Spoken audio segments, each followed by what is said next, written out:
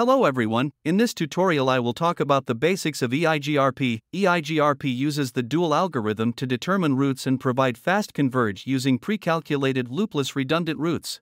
Most distance vector routing protocols use the number of next hops for routing decisions, but since using the number of next hops does not take into account the connection speed and total latency, EIGRP, it uses the dual algorithm. Now let me talk about autonomous systems. A router can run more than one EIGRP process. Each process works in the context of an autonomous system that represents a common routing domain. Routers in the same domain use the same metric calculation formula and only share route information to the same autonomous system members. An EIGRP autonomous system should not be compared to a BGP autonomous system. In the figure here, you can see that there are router 1, router 2 and router 4 in the autonomous system 100, and router 5 and router 6 in the autonomous system 200. Routers in autonomous system 100 share route tables with each other, routers in autonomous system 200 share route tables among themselves, and router 3 receives route information from autonomous system 100 and receives route information from autonomous system 200.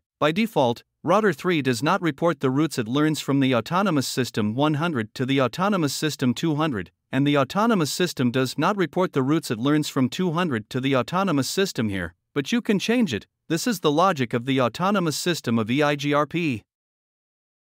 On this page, let's look at the terms used in EIGRP. There is the term successor route, there is successor, there is feasible distance, there is reported distance, there is feasibility condition and feasible successor. The successor route is the best route EIGRP has calculated. When we look at the figure here, we use the successor route here to go to the router 1, 10, 4, 4, 0 subnet and reach router 3 and router 4. We call the current route the successor route. Successor, on the other hand, is the successor in the topology here, since the first jump point of router 1 is router 3. So when you look at it from the router 1 side, the first jump point is router 3, so this is the successor. Feasible distance is the path metric value calculated in the route here. The path metric value here is 256, 2816, and the feasible distance calculated here is 3328. Let me give you an example for reported distance. Router 3 here reports 3072 reported distance to go to subnet 10, 4, 4. Router 4 reports 2816 reported distance to router 1, and router here converts them to feasible distance and calculates the best route. The feasible successor is the backup of the jump point here, according to router 1 in case anything happens to router 3 here. The feasible successor for router 1 is router 4 here. These are briefly the terms we use in EIGRP. There is an EIGRP topology table on the next page. We will refer to it again. On this page, let me talk about the topology table and the information in the topology table. Unlike the EIGRP distance vector routing protocol, it uses a topology table. The topology table of EIGRP is a vital component for the dual algorithm. They use this information to define loop-free, that is, non-looped backup paths. The topology table contains all the prefix information within an EIGRP autonomous system. Let's look at what's in the topology table. There is networks prefix information, there is EIGRP neighbor prefix information, there is metric information learned from the neighbor, such as reported distance, hop count. Information such as load, reliability, total, latency, minimum bandwidth used to calculate metrics is also available for this topology table. Here you can see the output of the EIGRP topology on router 1. As you can see here, the feasible distance is calculated as 3328, 10, 4, 4, 0 is calculated as the distance of the route here to go to the subnet. Here it calculates the feasible distance as 3328, so it adds it to the metric part. You can see the reported distance here, and you can see the successor route here, and the gigabit goes to the successor route via 0/1, so that's the successor route. How do we know that this is the successor route? When we look at the subnets here, 13 subnets are used between router 1 and router 3, 14 subnets are used between router 1 and router 4, path metric value here, reported distance value here, feasible successor here. This is the successor, this is the feasible successor, this is the backup path on the router 1 side in case something happens to router 3. It first uses router 3 to access the 10, 4, 4, 0 subnet, and if something happens to router 3, it comes directly to router 4 from here. Although the distance here is shorter, he uses the long way here. Because the bandwidth of the long path here is faster, he chooses the path here. We will make a lab for this anyway. I will show them again when we do a lab. On this page, let me talk about EIGRP neighbors. EIGRP replaces the entire routing table with other routers when it first creates a neighborhood, then as changes occur in the topology, they only announce the changed updates to other routers. EIGRP uses 5 different types of packets to communicate with other routers, as shown in the table here. In the case of communication between routers, the router makes these broadcasts using the multicast group address 224.0.0.10, and Layer 4 also uses the 88 protocol number reserved for it when broadcasting EIGRP multicast. Here you can see the types of packages used in EIGRP. It uses 5 packages as hello, request, update, reply and query. When using these packets, it uses 224.0.0.10 multicast group addresses and 88 protocol numbers. On this page, let's look at the EIGRP path metric calculation. Metric calculation is a critical component for any routing protocol. EIGRP uses multiple factors to calculate the metric of a route. Metric calculation uses bandwidth and latency by default, but can also include active interface, load, and reliability states. The figure here shows the classic calculation formula of EIGRP, which takes the bandwidth value as 10 GB by default, 10 to the power of 7 K1 and K2 value. You can see the transformed version here and the simplified version here.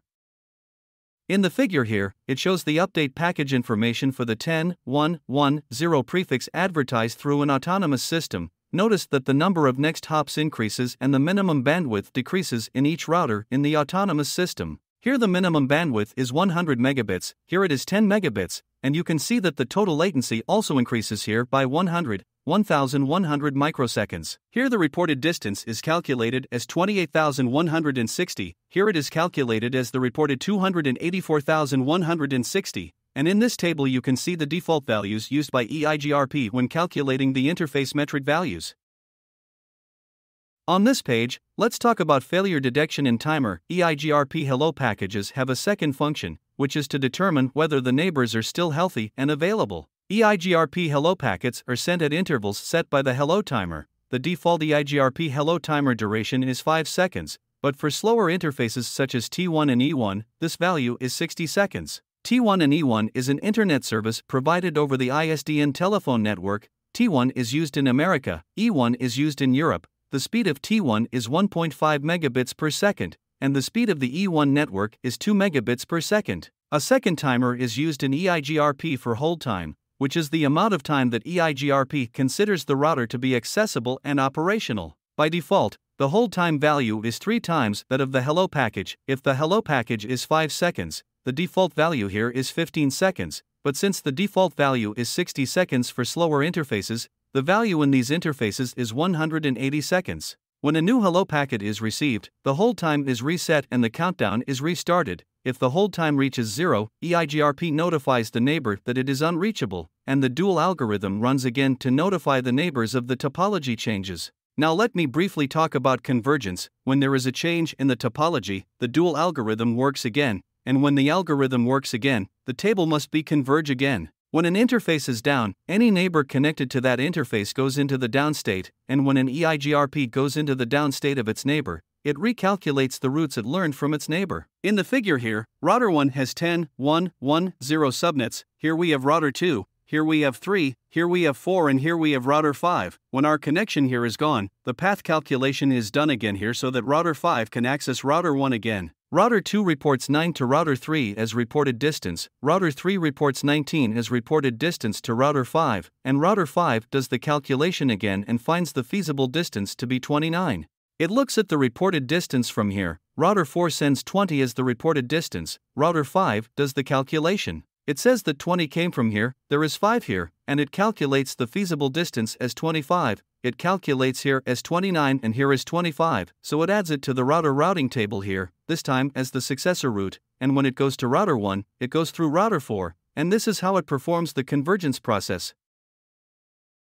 On this page, let's look at route summarization. As the size of an EIGRP autonomous system increases, the convergence time may increase. The CPU and RAM of our router may not be enough because the converge time will increase, so it requires an EIGRP topology to be scaled and routes to be summarized hierarchically. In the topology here, it shows the network summarized with the prefix 172.16.0.0/16. We have 4 subnets here. We have 1.0, 12.0, 23.0, and 3.0 subnets. Instead of sharing 4 separate routes, router 2 summarizes the route table and transmits it to the opposite router as 172.16.0.0/16. When 16 is transmitted as prefix, it covers the other subnets here. Router 4 places the information it receives in its own routing table, and if there is a traffic request in this direction, it sends the packets directly to router 2 and router 2 checks the route table and forwards it to the relevant destination. That is, by summarization, we reduce the size of the route tables and use the CPU and RAM of our device more efficiently. That's it for what I will explain in this lesson. See you in our next lesson.